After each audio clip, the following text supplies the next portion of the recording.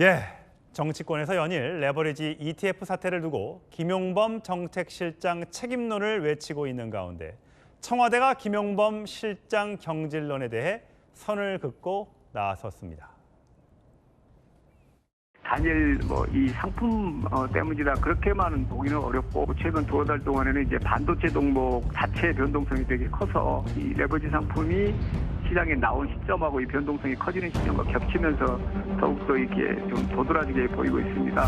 기국을 냈으면 이 레버리지 원흉 김용범을 파면을 해야 될 텐데 김용범을 그냥 두고 있습니다. 많은 분들이 정말 피눈물 흘리고 있습니다.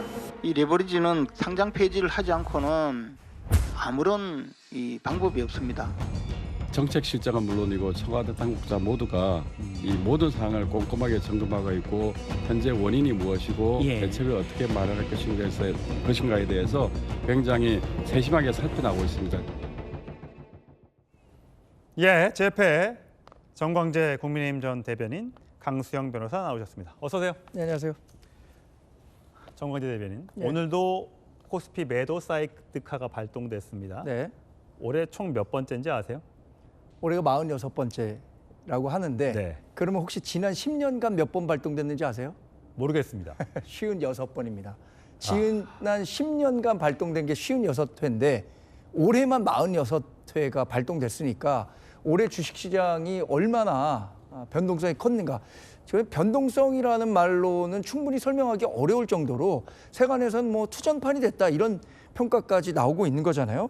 이런 문제들이 이렇게 부각되고 있는데 정부가 금융시장 불안정성과 관련해서 너무 나이브하게 대응하고 있는 건 아니냐, 이런 비판을 저는 피하기 어려울 거라고 봅니다. 예, 사실 정부가 대책을 좀 내놔서 최근에 단일 종목 레버리지 ETF의 거래 대금이 많이 줄긴 했습니다.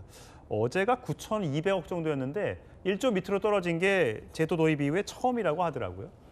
다행이긴 한데 그래도 이런 정책을 함부로 도입했던 정책 당국자에 대한 문책이 필요한 것 아니냐라는 이야기가 나왔는데, 강수영 변호사, 지금 청와대에선 대책 마련이 더 시급하지 사람을 바꾸고 이런 건 중요한 게 아니다라는 뉘앙스의 오늘 발언이 있었어요. 제 개인적으로는 지금 이제 예탁금 범위를 높이면서 말씀하신 대로 거래 대금 규모가 확 줄었죠. 한 12배 가까이 줄어들어서 예. 지금부터는 이제 변동성이 많이 제어될 가능성이 높습니다. 전문가들도 많이 그렇게 동의를 하고 있는데, 문제는 대책은 그렇게 이제 마련돼 가고 있고 잦아든다면 이제 책임 추궁할 시간이 온 거죠. 그러니까 지금 국민들 입장에서는 이제 노후 대비를 위해서 부동산으로 투자하는 것이 아니라 안정적인 국내 주식에다 머니 무브를 하면, 정부가 이렇게 해준다고 하면 나의 노후는 이걸 통해서 부를 창출할 수 있을 줄 알았는데 네. 너무나 불안정해서 그렇죠. 지금 고통받고 있지 않습니까? 오르고 내리는 게 중요한 게 아니라 앞으로 이게 불안하다는 거에 핵심이 있는 것이거든요. 그렇다면은 지금 이렇게 레버리지를 뭘 건드렸더니 또 안정화가 됐다는 거예요. 예. 그럼 처음부터 왜 그렇게 하지 못했느냐? 그렇죠. 이 얘기가 나올 수밖에 없는 거예요. 결국 처음 설계가 성급했고 오류가 있었다고 한다면은 앞으로의 정책 신뢰 혹은 주식 시장의 신뢰를 회복하기 위해서라도 제 개인적으로는 김용범 정책실장에 대한 어떤 인사 조치는 있어야 된다고 봅니다. 예. 정광재 대변인, 지금 김용범 정책실장이 이제 여러 가지 설화가 있지 않았습니까? 그러니까 김어준 씨 방송에 나가서 저랑 내기하실래요? 라는 얘기도 있었고 국민의 어떤 역동성이 어떤 이런 변동성을 가져온 원인 중에 하나다라고 얘기해서 책임을 왜 개미한테 미루지? 이런 얘기도 있었지 않았습니까? 그렇죠. 지금 청와대가 대책을 마련하는 게 우선이다라고 얘기하는데, 대책은 누군가에게 책임이 있다는 문책에서 시작돼야 된다고 봅니다. 더군다나 이 상품이 어떻게 만들어졌는가, 이게 아래서부터 위로 건의된 상품이 아니에요. 위에서부터 아래로 하향식으로 이루어진 결정입니다. 그러니까 이 상품이 나왔을 때 금융시장에 미칠 수 있는 영향에 대해서 스트레스 테스트라든가 시뮬레이션 정확히 평가해서 과연 우리 시장에서 안정적으로 운영될 수 있는가, 이 부분에 대해서 충분한 검증이 있었어야 하는데, 그것이 아니라 다른 정치적 목적에 의해서 5월 27일 날 성급하게 상품이 나왔던 것 아니냐, 이런 의혹들은 계속 제기되고 있는 겁니다. 그 근거들은 몇 개가 있어요. 5월 27일은 6월 3일 지방선거 직전입니다. 당시에 주식시장을 부양해야겠다는 의지가 굉장히 강했을 수밖에 없고, 외환시장에서 원달러 환율이 굉장히 불안하게 움직이던 시점이고 상당히 고공 상태에 있었습니다. 그러면 달러를 빨리 가져와서 외환시장을 안정시켜야겠다라는 의도를 갖고 한 건데 이런 부작용들에 대해서 충분히 검증하지 못한 거죠. 그러면 강 변호사님 얘기하신 것처럼 이걸로 인해서 지금 56조 원 정도의 손실이 있었다고 하고요. 62%의 계좌가 청산됐는데 청산된 계좌가 62%가 청년 소유라는 거예요. 이런 부분에 대해서 누가 책임지지 않고 과연 다음 스텝으로 갈 수 있겠습니까? 강승현 변호사. 그러니까 요즘에 이게 민주당 전당대회가 한창인데 여기서도 좀 이슈가 되더라고요. 어제 2차 TV 토론회가 있었는데 김민석 총리 때 신중하지 못하게 처리한 단일 종목 레버리지 ETF로 실제로 많은 사람들이 피눈물을 흘리고 있다라고 정청래 후보가 얘기를 했더라고요. 네. 마치 들으면 이 ETF 승인한 게 김민석 총리처럼 들린단 말이죠. 당연히 김민석 후보 측에서 말도 안 되는 소리다, 법적 대응하겠다 이러는데 네. 이건 굉장히 또 휘발성이 강할 것 같은데요. 정청래 후보는 원래 첫 토론 때는 레버리지 상품을 아예 없애야 되거나 그랬죠. 거래 중지를 해야 된다고 말씀했죠. 그랬죠. 근데 이제 워낙 그거에 대한 또 반응이 안 좋았어요. 예, 너무 기본을 모르고 하는 얘기 아니냐, 극단적인 얘기 아니냐. 그 이외에 또 김민석 총리가 만든 것처럼, 후보가 만든 것처럼 또 전당대회에서 표 얻기 위한, 지금 안 그래도 전황이 좋지 않지 않습니까? 예. 초반에 그 뭐라 그럴까, 밴드웨건 효과를 노리려고 초반에 기세를 타려고 했는데 이겨야 되는 곳에서 못 이기고 거의 뭐 백중세로 끝나버리니까 현재는 1승 1패죠. 네, 예. 하나 졌다고 평가해야 맞을 것 같아요. 본인이 넉넉하게 이길 것으로 예상됐던 곳이기 때문에 그래서 이렇게 하는 것 같은데 저 아무런 도움이 안 되죠. 국정 운영에 도움이 되는지 여부를 가지고 여당에 있는 모든 인사들은 정치를 해야 되는데 총리를 추궁하는 거고 대통령을 추궁하는 것과 마찬가지입니다. 저렇게 얘기한 건 너무 손쉬운 얘기고요. 예. 앞으로 어떻게 할지를 중지를 모아야 되는 것이고, 이제 변화된 세상에서 또 미국에 있는 레버리지 상품들은 3배까지 있는데도 왜 흔들리지 않을까, 미국 주식은. 예. 미국 주식은 안정적으로 노후 자금을 맡겨놓고 또 배당도 많이 받을 걸 기대하고 하는데 왜 우리 국내 주식은 그게 안 될까?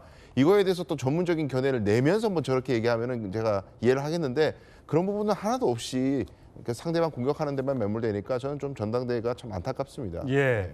뭐 지금 국민의힘에서는 레버리지뿐만 아니라 국민연금이 주식 비중을 높인 거 이런 것들에 대해서도 국정조사가 필요하다. 국민의 노후 자금을 끌어다가 주식 부양하는 데 쓴 것 아니냐라는 의혹을 연일 제기하고 있는데 요즘에 또 여기에 숟가락을 얹은 사람이 있어요. 조국 혁신당의 정책연구원장이죠.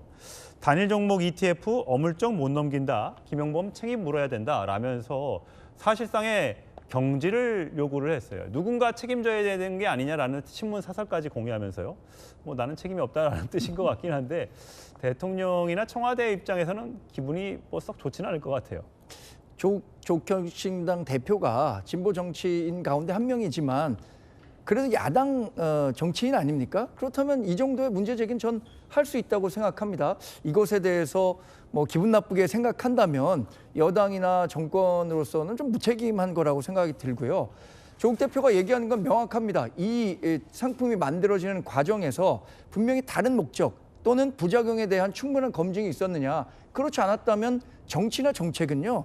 책임의 영역입니다. 책임지지 않는 정치나 정책은 나중에 이런 문제가 발생했을 때 자꾸만 재발할 수 있는 거예요. 조국 전 대표 같은 경우엔 뭐 범진보 진영에서 활동하지만 이렇게 자신이 목소리를 내야 할 부분에 대해서는 확실히 목소리를 내는 게 예. 앞으로 정치적 제기를 하는 데 있어서도 중요하다고 생각하지. 예. 괜히 뭐 계속 민주당 편만 들어서는 지금의 갖고 있는 정치적 위상마저도 흔들릴 수밖에 없을 겁니다.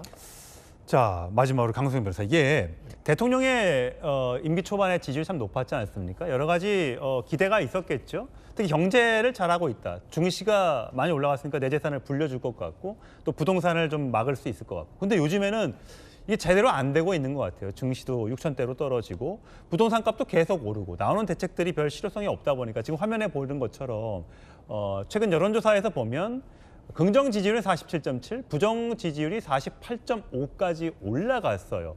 여러 가지 원인이 있겠지만 이런 경제 상황과 무관치 않다고 보고요. 특히 18살에서 29살 이 젊은 층의 지지율을 보면 부정이 59고요.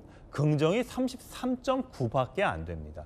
자, 이거 어떻게 지금 정부 여당에서는 대책을 세워야 된다고 보세요? 저는 청와대가 지금 지방선거와 그 이후에 전당대회 형국까지 쭉 이어서 보면 전국을 주도하는 게 청와대가 아니고 민주당 같아요. 전당대회에 다 끌려가는 것 같고 청와대마저도 대표적으로 보안수사권 문제죠.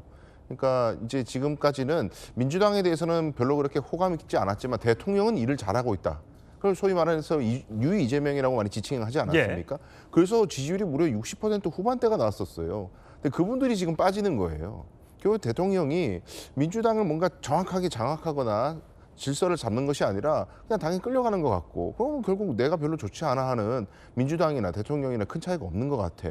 별로 그렇게 대단한 능력이 있는 사람이 아닌 거 아닐까라는 의심이 이제 생기기 시작했다는 것이죠.